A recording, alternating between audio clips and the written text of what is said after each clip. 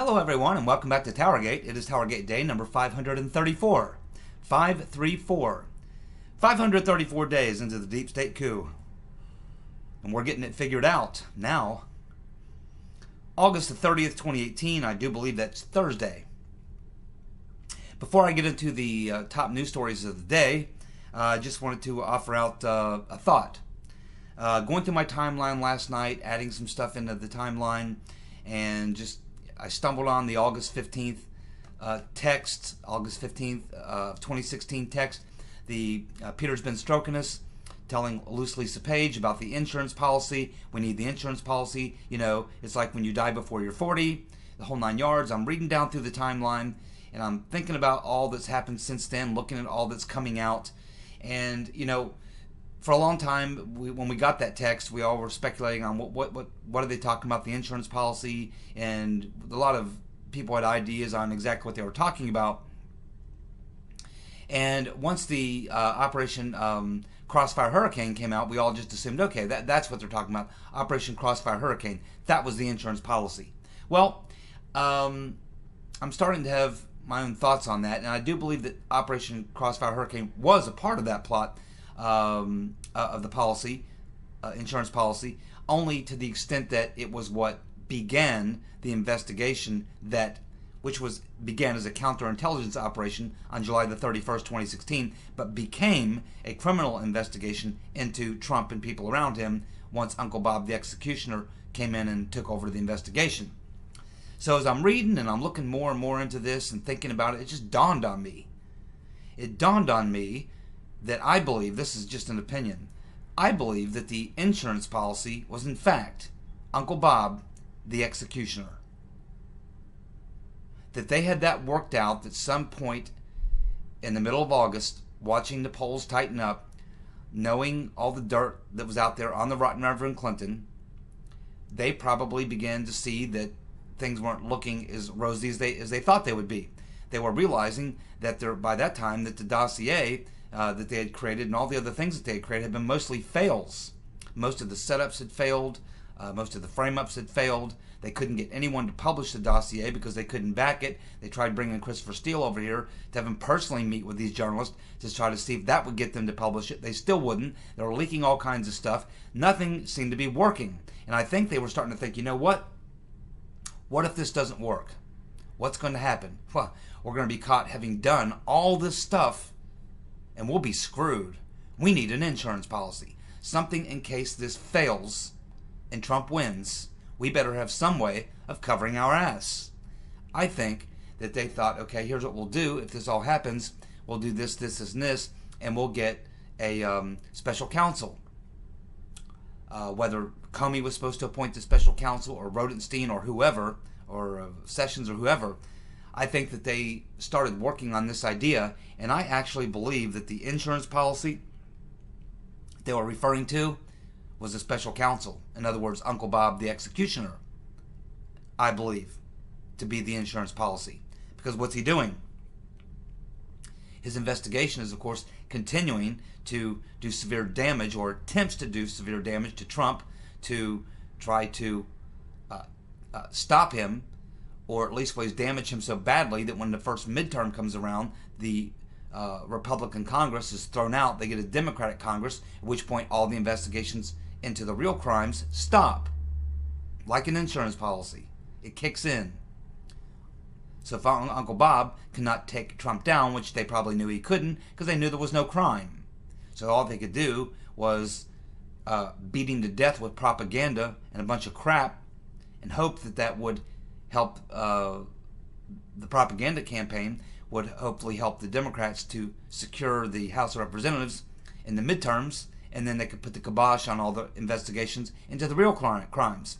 Also, if you have Uncle Bob the executioner conducting so-called a investigation into the 2016 election and Russian interference, it kind of stonewalls the Congress from investigating that, because they can say, oh, it will be a conflict because Uncle Bob the executioner is already handling the Russia, hacking the elections or whatever. That's already being taken care of by Uncle Bob. No need to look into that. And of course, if they do want to look into that, a lot of these witnesses and a lot of documents that the Congress wants, they can say, oh, sorry, we can't provide those witnesses or documents because there's an ongoing investigation that could compromise that. There's an investigation going on. There may be a grand jury seated, and we can't have information coming out that might affect the evidence that's gone to the grand jury. It might affect the investigation because we don't talk about investigations. We can't talk about or let you see the evidence that may be used in these proceedings, which we now know is all bullshit because there is no investigations into anything except for Trump and the people around him. There's no investigation at all about anything else. The DOJ, the FBI, the dossier, the unmaskings, the leakings. There's no investigations going on.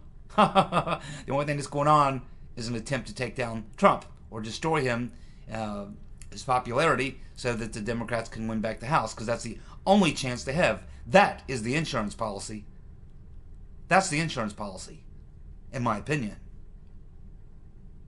It's all starting to become clear to me now.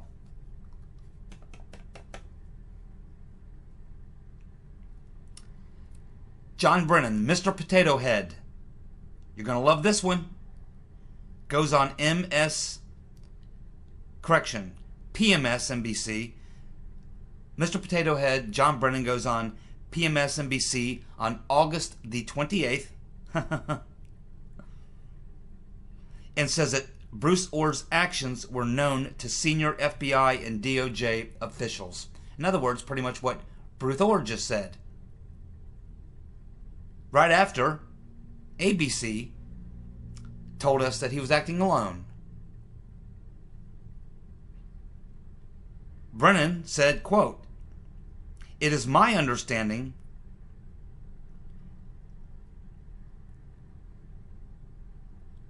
how do you word that? It's my understanding that Bruce Ohr did. It is my understanding that what Bruce Ohr was doing was approved and known to senior DOJ officials and coordinated closely with the FBI." That's what he just said. Mr. Potato Head, John Brennan on PMSNBC. It is my understanding that what Bruce Ohr did was approved and known to senior DOJ officials and coordinated closely with the FBI. Why would Mr. Potato Head say that? You think it has something to do with the fact that Clapper has distanced himself from him? Hayden has distanced himself from Brennan? Brennan might be feeling a little lonely out there, and he might be looking for a way to cover himself. Because think about it. He knows where this is eventually going to end up, at his front door. He's laying the groundwork so that he can say, hey, everybody knew what I was doing. It's no big secret.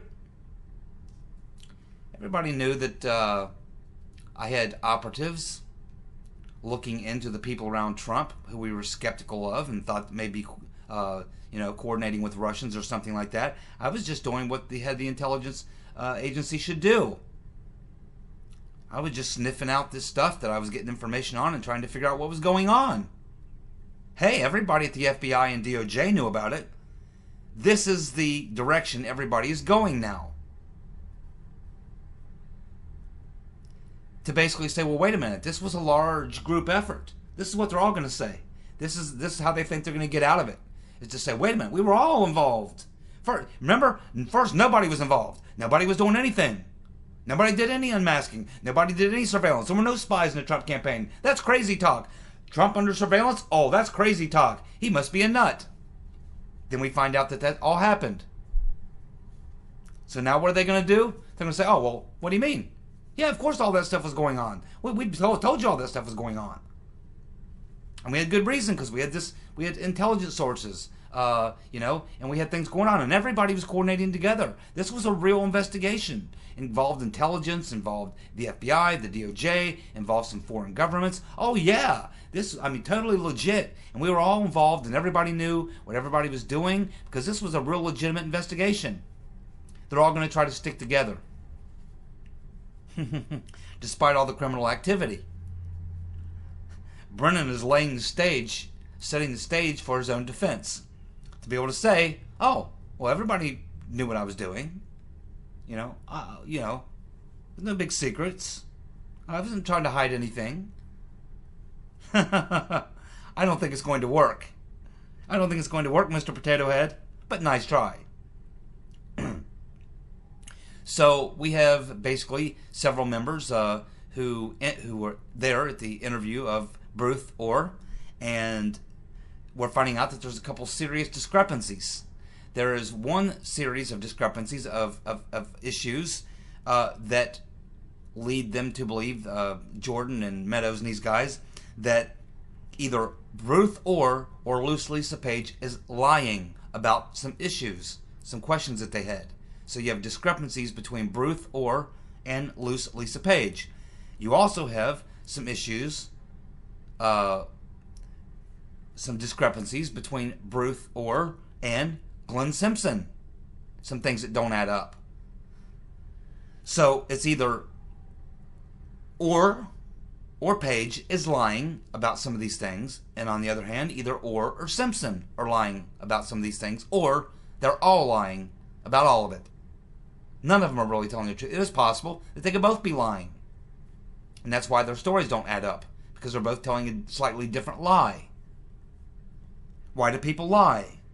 Because telling the truth would essentially be admitting their guilt. So they're lying. So they don't have to admit their guilt. It's pretty obvious. But the truth's going to come out. Oh yes. And these people are probably, most likely, going to jail. We'll find out who the first one is to flip. My money is on silly Sally Yates. I think she's the weakest one of the bunch, the most weak-minded of the bunch, and the one who probably would look at any jail time at all as just not being something she could do.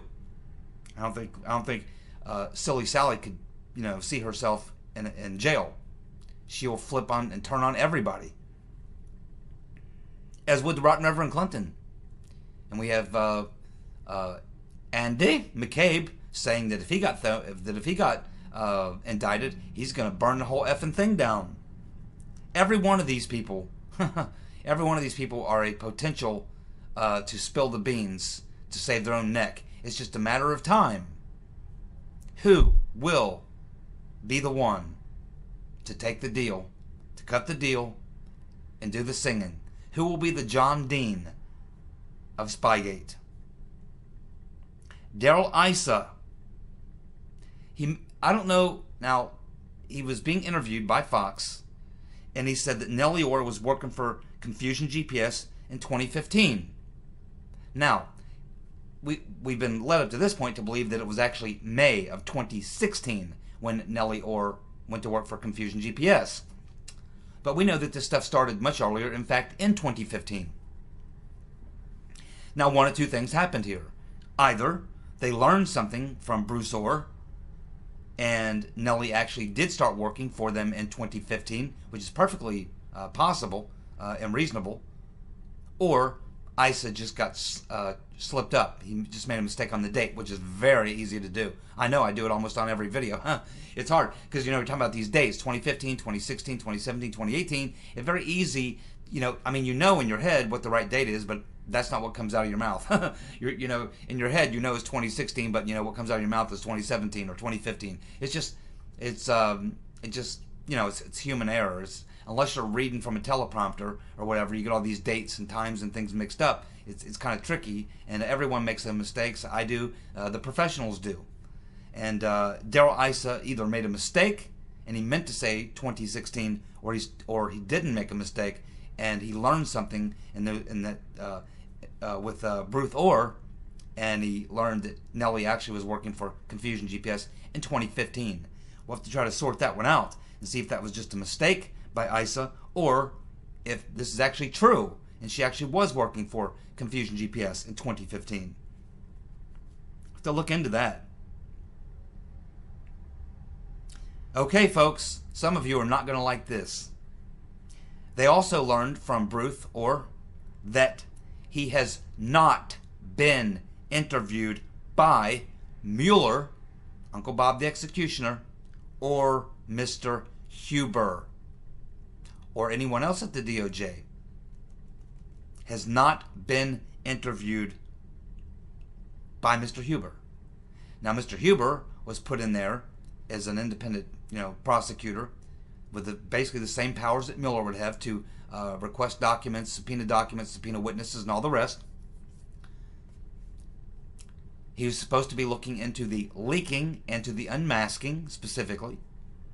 If he were looking into those things, he certainly would have discovered Bruce Ohr by now. Remember, he doesn't have to get stonewalled by the DOJ and the FBI. When he says, I want these documents, they have to give them to him. Congress has been stonewalled on this stuff for over a year, along with other people. And they're just now getting around to it and figuring out Bruce Ohr. But if you're an independent prosecutor assigned to look into this stuff, and you don't have the problem of getting stonewalled by the DOJ and the FBI, and you say, hey, I want these documents, and they got to turn them over, you would have discovered Bruce Ohr a long time ago. And you certainly would have interviewed him a long time ago. He told the people who were deposing him yesterday, or 2 days ago, that he's never been interviewed by Uncle Bob the Executioner or Mr. Huber. Like I said, there are no investigations going on, in my opinion. They're certainly not talking to Bruce Ohr, and he would have been a key figure in all of this. If they were investigating this stuff, they would have got to him by now. The Congress got to him. Took him a year and a half, but that's because they were getting stonewalled. Mr. Huber wouldn't have gotten stonewalled. He could have got this stuff. He could have read it all months and months ago. He was put in place a year ago. He would have had Bruce Ohr's texts almost a year ago. And he surely as hell would have interviewed him if he were actually doing an investigation. I don't think there's an investigation going on at all. Looking into Spygate, looking into leaks, looking into unmaskings, none of it. I don't think there's a damn thing going on other than what the Congress is doing, the Freedom Caucus members, the Nunes Committee, the Goodlatte and Gowdy committees. I think that's the only people looking into that. The only other thing going on is Uncle Bob, and he's running a witch hunt. It has nothing to do, because we know here that Mueller has never interviewed Bruce Ohr. Shouldn't he have interviewed Bruce Ohr? I mean, Bruce Ohr is obviously involved in the dossier, passing the dossier, talking to Christopher Steele, who's the guy who put it together, who's working with Mr. Deripaska. Then we have on the intelligence side, they're working with these other so-called Russians or Russian sources or what have you. Uncle Bob's not looking into any of that, only as it pertains to Trump. As far as it pertains to the dossier, the Clinton campaign, the DNC, the Obama administration, the corruption of the DOJ, the FBI, the intel community, Uncle Bob's not looking at a bit of that. And he apparently had no interest in Bruce Ohr. Why not? Why? Because when you bring up Bruce Ohr, you don't really find Bruce having any type of connections that would assist or would contribute to the Trump-Russia collusion theory. What it would do, though, is open up the door wide open for us to see the corruption going on within the DOJ, the FBI. That's why Uncle Bob is not interested in looking into it. And why is that? Because Uncle Bob is not there to investigate the Russian hacking or involvement in the 2016 election. Uncle Bob, I believe, is the insurance policy brought in to protect the criminal activity that went on in the attempt to stop Trump. That's what I think. The Hill is reporting that Chrissy Steele worked as a contractor for Oleg Deripaska, and it was Steele that facilitated the meeting between Deripaska and Bruce Ohr. Chrissy Steele worked as a contractor for Oleg Deripaska, and it was Steele that facilitated the meeting between Deripaska and Bruce Ohr. In September of 2015, Steele arranged a meeting between Deripaska and Bruce Ohr. FBI agents attended the meeting, which was aimed at getting Deripaska to provide information for organized crime investigations. Then, on February the 8th of 2016, the U.S. government agreed to grant Deripaska a visa to travel to the U.S. later in that month. You see what's going on there, right? The carrot and the stick. They use Deripaska. They use the visa. They know he needs to come into the U.S. to do business, to do various things. And so they say, oh, sorry, we're not going to grant you entry into the country. Of course, Mr. Deripaska, there's some things you could help us with, and maybe that would change our minds. Now, if you could help us with this and this and this, because remember, they went and visited, a couple FBI agents went and visited him, said, hey, what do you think about this Trump-Russia thing? And he laughed at him and said, it's a joke, it's a hoax, it's ridiculous, no one will believe something like that. And they apparently didn't like hearing that. So then what happens later is he's trying to use Christopher Steele, who he's now hired to work for him, obviously to lobby Bruce Ohr and to lobby the U.S. government. And he's also using Christopher Steele to help him get in good with the FBI. And he probably says, hey, tell the FBI guys that I can help them with some organized crime stuff. We have a little meeting. So Christopher Steele sets up a meeting with Deripaska. So you get Steele and Deripaska, and he brings the FBI in. And then they agree to work on some things. So here you have the carrot and the stick, telling Deripaska, yeah, well, if you can help us out with some things, we might be able to help you out with that visa. If you think it's all a joke and you don't think anybody will believe it or you don't want to, fine, then you're not going to get the visa. Help us out, you get entry into the country. Don't help us out, you get nada. Tick. What a mess. We also know that Deripaska's law firm had hired Steele's private intelligence firm, Orbis Business Intelligence, in 2012 to conduct research as part of a lawsuit against Deripaska. So apparently Deripaska is being sued by somebody. So he hires Steele in his private intelligence firm, Orbis Business Intelligence, to conduct research for him back in 2012. So obviously, this relationship between Christopher Steele and Deripaska goes back to at least 2012. My oh my, what a mess. Deripaska continues to deny to this day that he had anything to do with the dossier. Why guess? At this point, I don't know which is most disturbing. The criminality of the FBI, DOJ, and intel community, or the incompetence of the DOJ, FBI, and intel community. I mean, these are some dumbasses. These are some very stupid people. No wonder our intelligence agencies are getting their asses kicked by the Russians and the Chinese all the time. It's been going on for a long time, too. We have these agencies with gigantic budgets, and they're completely incompetent. They're like the Keystone Cops. They must have went to like the Barney Rubble School of Private Investigations. We need to just completely disband the whole thing. These guys are dumber than dirt. No wonder we keep getting beat by the... this is something that's kind of funny. A lot of people don't know about from history, but... the Russians, they outdo us in the intelligence business. Let's face it. We have a budget. Our intelligence community has a budget 20, 30 times the size of the Russians, but they continue to beat us to death in the business of intelligence. And apparently now the Chinese as well.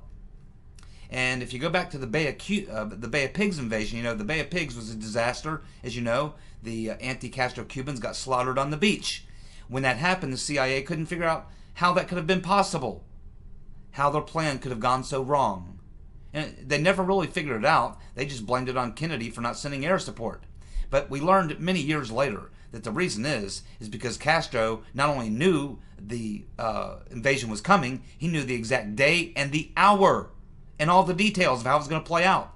Because the Russians had people inside the actual training camp where they were training the Cubans. There was actually Russian intelligence people had infiltrated the entire operation when they were training for it. And they knew everything, every detail. They knew when the invasion was going to be launched, the whole 9 yards. So on the morning of the Bay of Pigs invasion, Castro was ready and waiting for them, thanks to the Russian intelligence people who infiltrated the training camps and knew everything that was going to happen.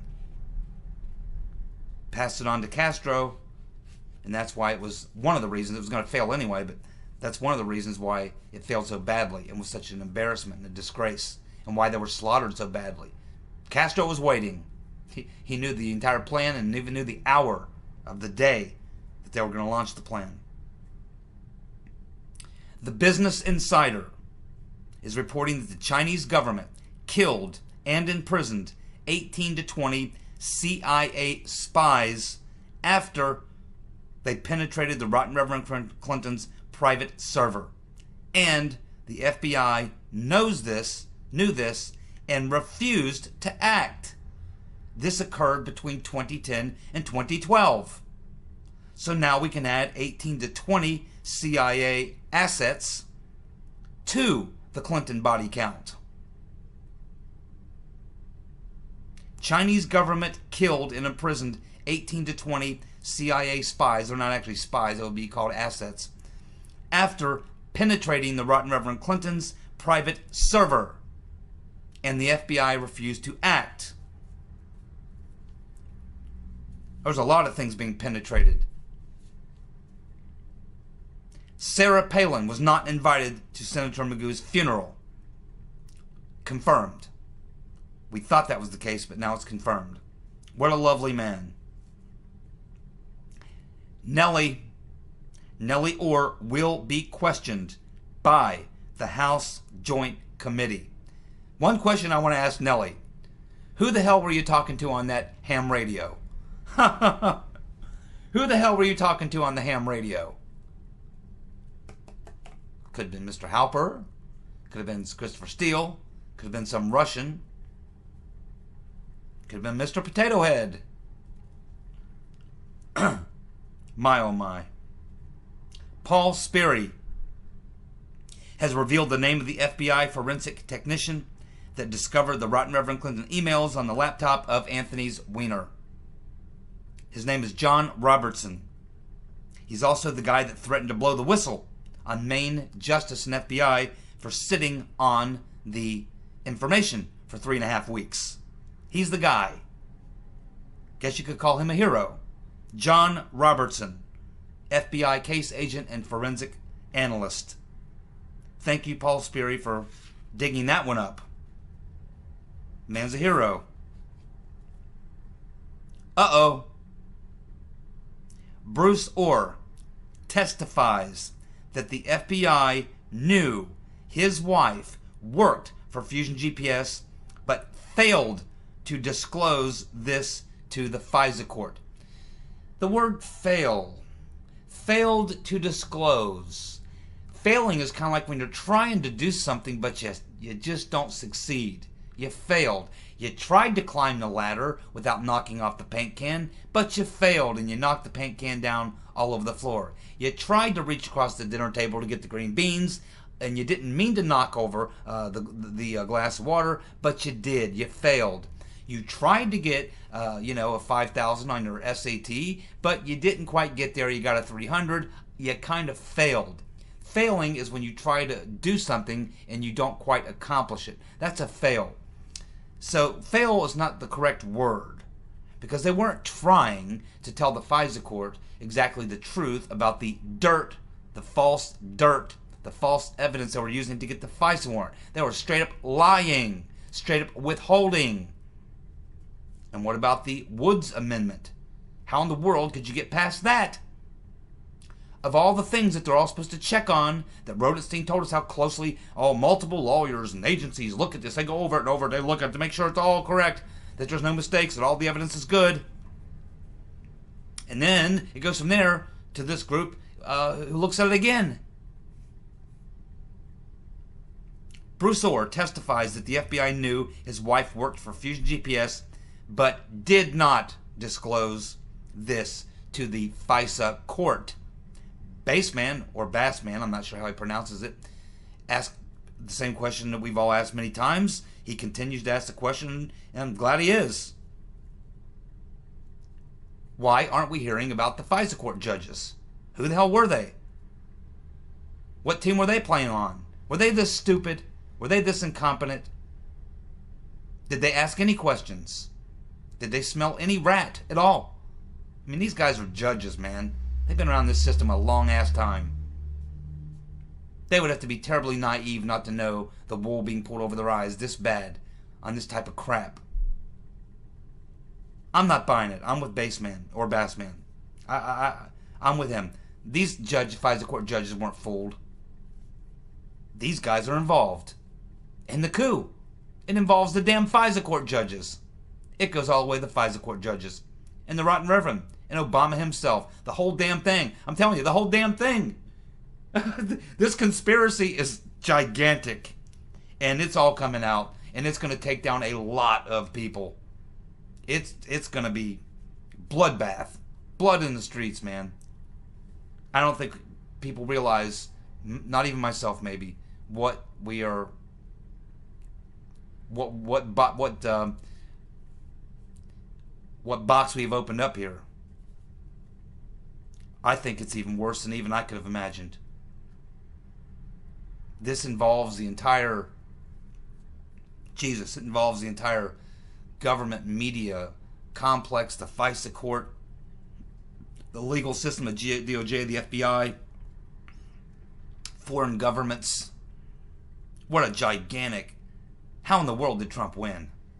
How is that possible? It's extraordinary. It's got to be a miracle. It's got to be an act of God. It's got to be a miracle. Has to be. I'm convinced this couldn't have happened without divine intervention. It's the only solution I can think of. You got the entire global establishment against a candidate doing all this, and he still wins comfortably in the Electoral College. A lot of people are going to jail, my friends. Many people. Dozens. And many more. Excuse me. Many more will have their lives and careers completely destroyed. They'll be bankrupted. A lot of suicides.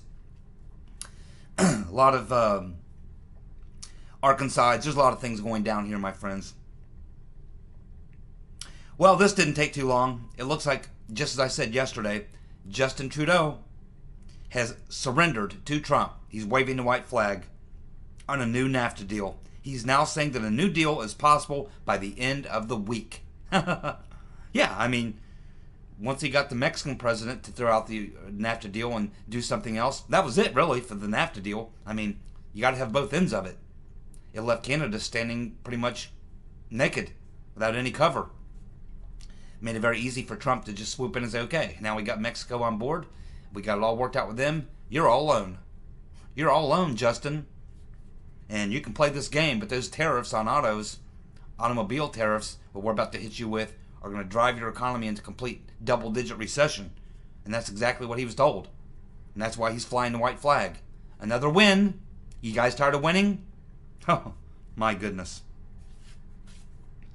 CNN has suffered double-digit ratings drop over the past year. From last August to this August, they have lost 12% of their primetime viewers and a whopping 15% of total day viewers. They literally now have, CNN literally now has only 750,000 total daily viewers.